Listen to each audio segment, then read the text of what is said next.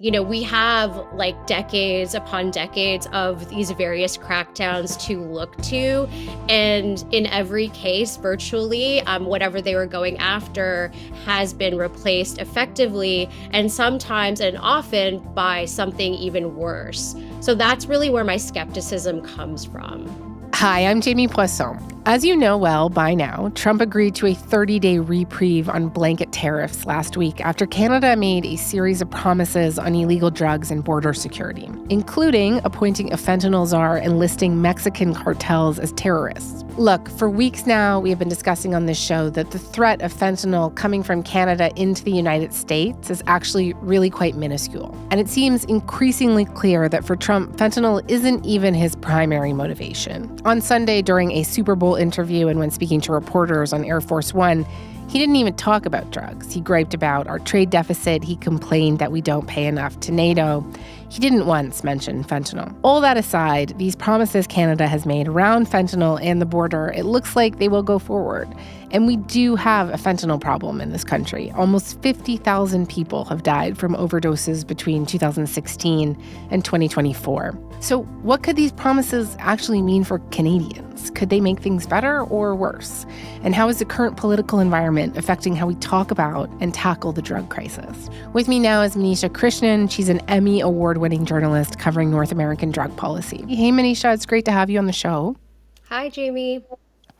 So, again, I just want to reiterate, it seems increasingly clear that Trump's concerns around fentanyl coming from Canada may be a bit of a red herring here, just like a legal pretext to justify a trade war. But whether or not that's the case, Canada has made these promises. So let's break some of them down, shall we? Starting with the fentanyl czar. We're recording this at 2:30 Eastern time, just in case Canada makes any announcements later today about who that might be. But for now, what do we know about what a fentanyl czar is and what this person could be doing?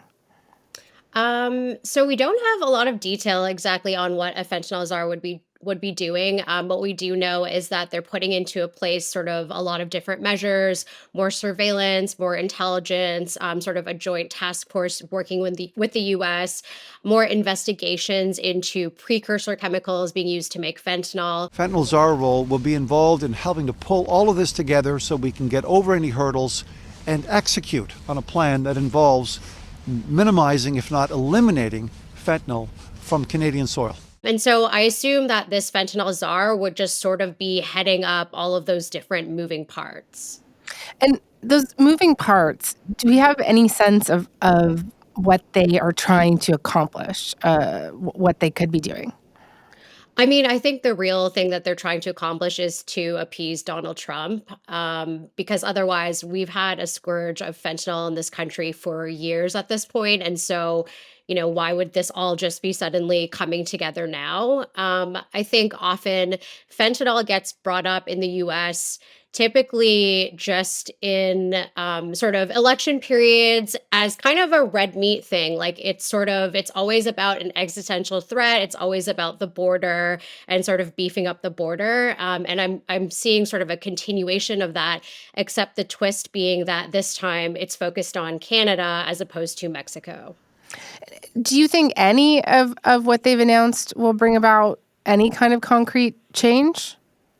I mean, I think that if you look at what the U.S. has done, and this has been across both parties, so Democrats and Republicans, they've dumped billions and billions of dollars into, disrupting the fentanyl supply chain, interdiction, more fentanyl detection tools at the border. Like so many of the things that Trudeau has promised, the U.S. has been trying for decades at this point. And the one consistent thing that we've seen is that even when a crackdown initially has seemed to be effective or has worked, it inevitably gets replaced either with a stronger drug or with more innovation in the drug trade itself. So it's like, China, for example, was pressured by the US to ban fentanyl and its derivatives. And that did reduce the amount of finished fentanyl coming directly to the US and Canada from China.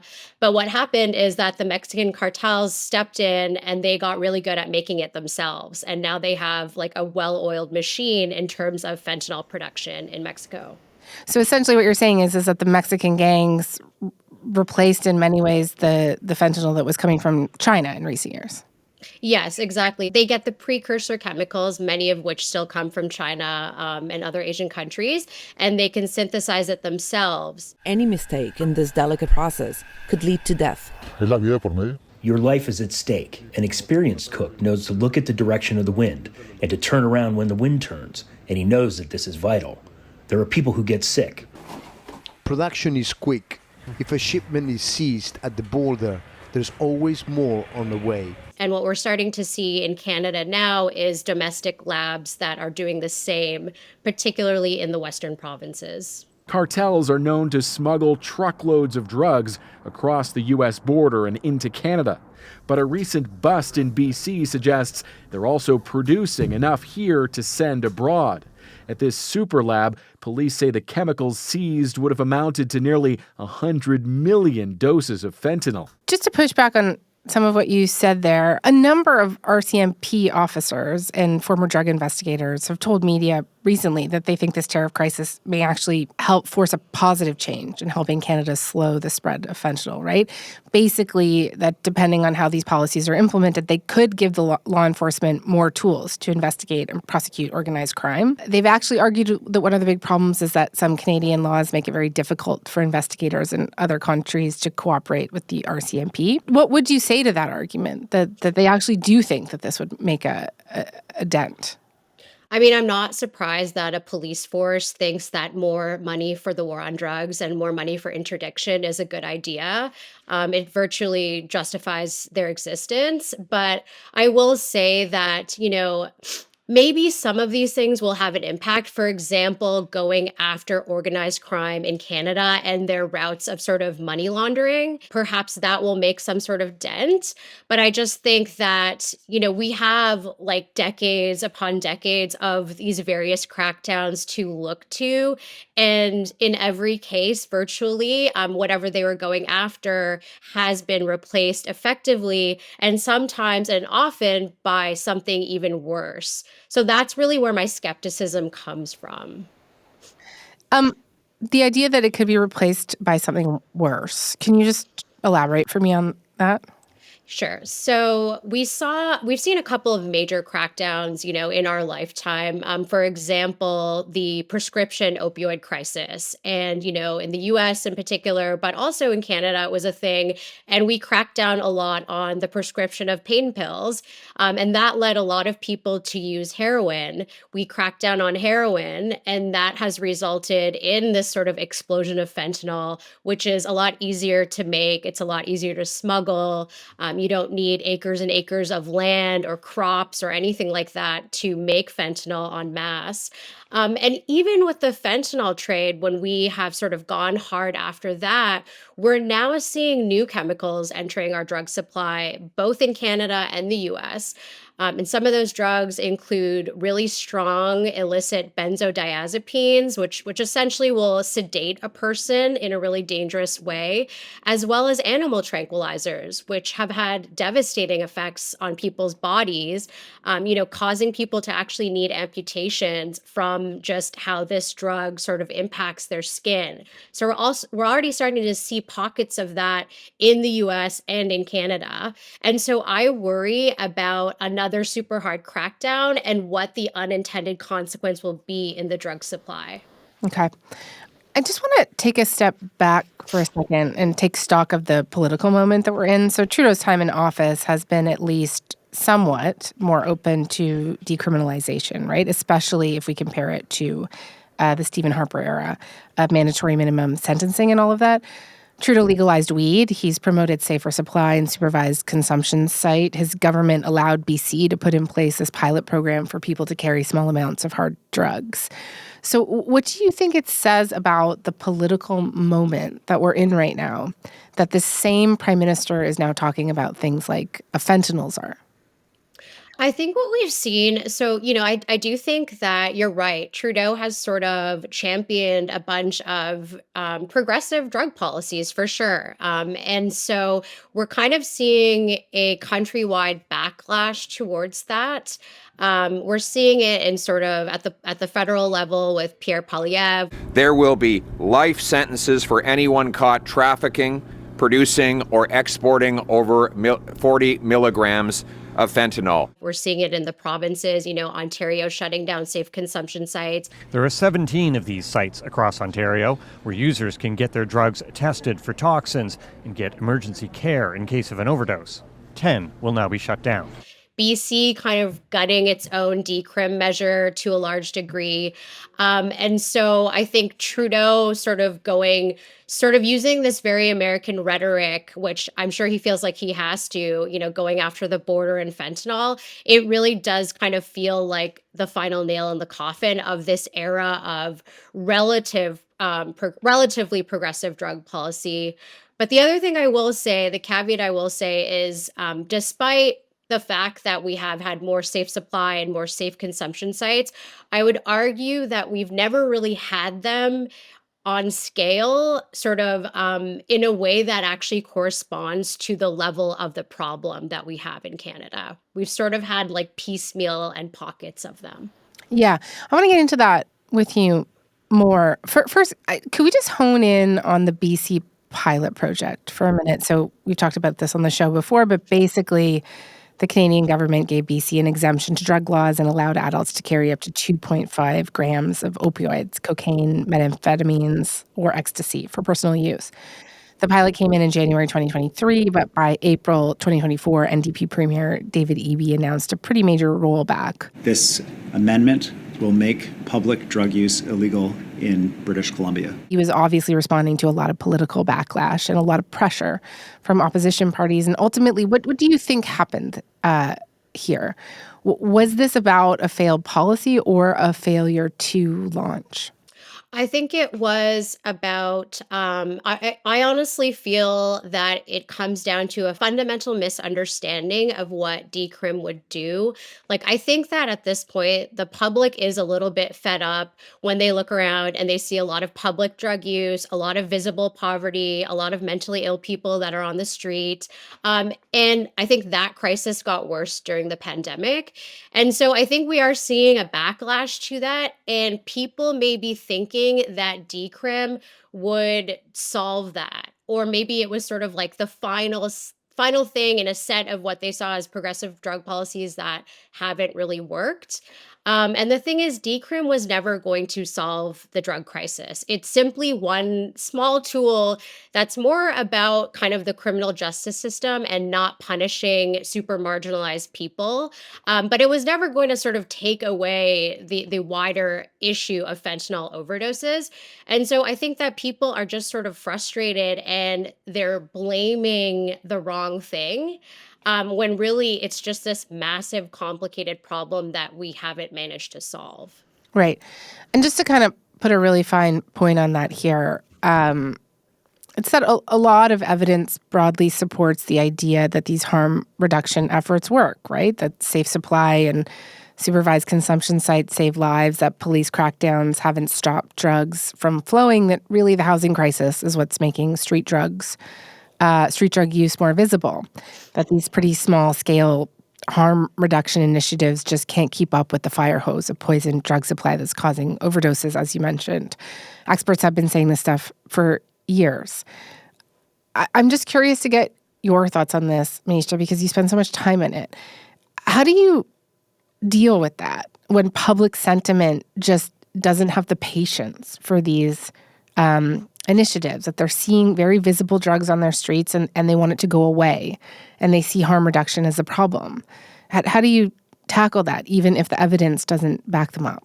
I think it's a really difficult question to answer because I don't think that there's a lot of political will, generally speaking, to stand up for, drug users. This is a really marginalized group. It's not exactly a group that most political parties are, catering to or vying for their votes. And so I think they kind of get scapegoated for a lot of much more complicated issues in society, such as wealth inequality, such as housing. And these things are really hard to solve. I think it's a lot easier to just take a look at sort of the lowest hanging fruit and say, okay, well, we're going to ban safe injection sites and we're going to make your neighborhood safer, even if there's no data really bearing out that that will be the outcome. I think that's a lot more complicated. I think it's a lot more complicated. It would take a lot more sort of courage to actually do something about the housing crisis. And I don't think we've had leadership in that area really from any level of government in like a significant way in a long time. Yeah. We're seeing Conservative leader Pierre Poilievre really grabbing onto this moment. What's he been saying in the past week about fentanyl? Just talk to me a little bit about how he's grabbing this.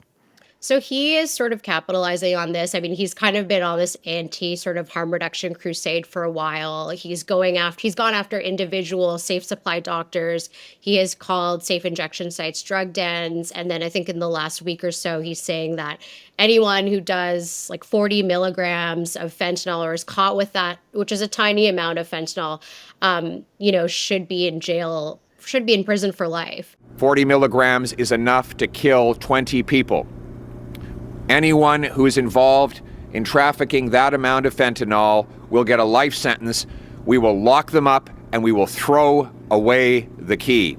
And that would virtually criminalize, like, in a severe way, like anyone who's using street fentanyl. And I mean, that it just doesn't make sense. We would backlog our court system and our policing so much. But I think he is, and there's other politicians as well, Danielle Smith, Doug Ford, who are really grabbing onto this political moment because they get a lot of mileage out of sort of capitalizing on the fentanyl issue. It's something that they've already been doing.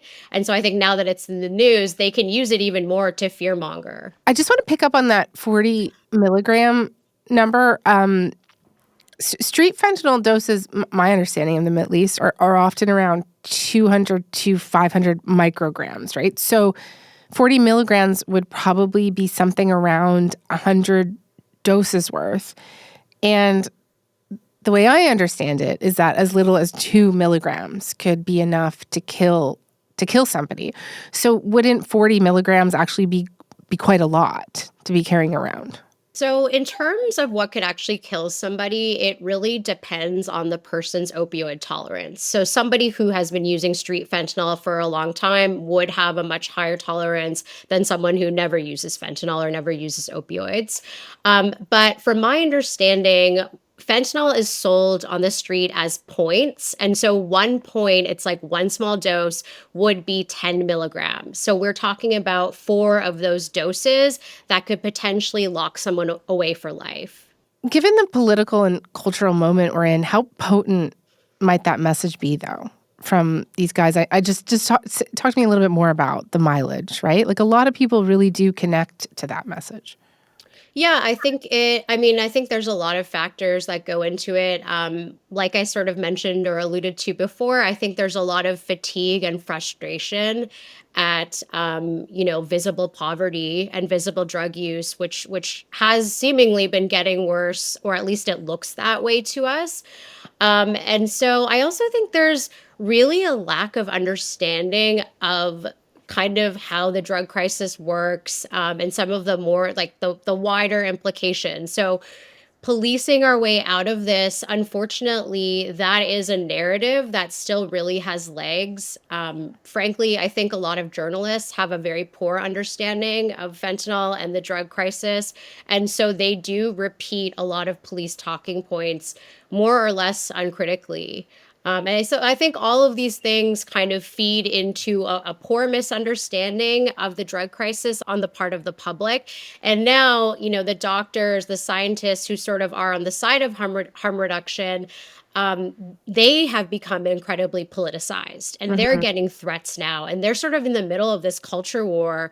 Whereas for before, they were like, we're just kind of espousing what the science is, and now everything has gotten a lot uglier, in my point of view. How do you see this conversation ramping up in an election campaign in Canada? Where do you think it's going to head? I mean, I think that Poilievre, I could see him using what Donald Trump is saying to sort of turn around and manufacture kind of a fentanyl crisis at the border, or just anything that he can any way that he can use this to blame Trudeau. I think he will sort of seize on that opportunity because he's already been talking a lot about fentanyl. And so I can see this just sort of playing right into his hands. Manisha, I want to thank you so much for this. This is really interesting. Thanks for having me on. Thanks for coming on. It was great to have you.